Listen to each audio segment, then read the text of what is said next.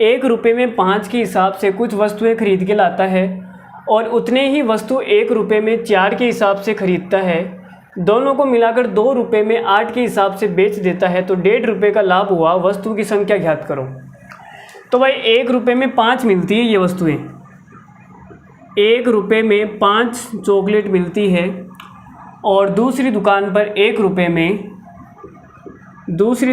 ₹1 में 4 चॉकलेट मिलती है। तो ये भाई साहब क्या करता है, सेम वस्तुएं खरीदता है। भाई सवाल में बोला है ना उतनी ही वस्तु, तो वस्तु को मुझे क्या करना पड़ेगा, सेम बनाना पड़ेगा। तो मैंने इसको 4 से मल्टीप्लाई कर दिया और मैंने इसको 5 से मल्टीप्लाई कर दिया, तो भाई वस्तुएं क्या हो गई, सेम हो गई। ठीक है, वस्तु हमारी क्या हो गई, सेम। तो आपने कहा कि 4 और 5 टोटल ₹9 के अंदर आपने कितनी वस्तुएं खरीद ली, 40 वस्तुएं। इतनी वस्तुएं आप खरीद के लाते हैं और ₹2 में 8 के हिसाब से बेच देते हैं।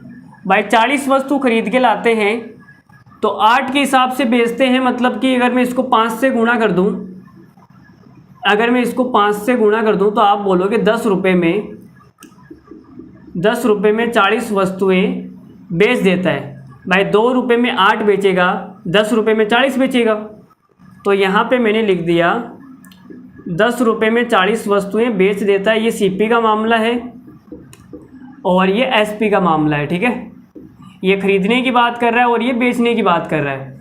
तो 40 वस्तुएं ₹9 में खरीद के लाया और 40 वस्तुओं को ₹10 में बेच दिया, तो प्रॉफिट कितने का हो गया, ₹1 का प्रॉफिट हो गया। ₹1 का क्या हो गया, प्रॉफिट हो गया।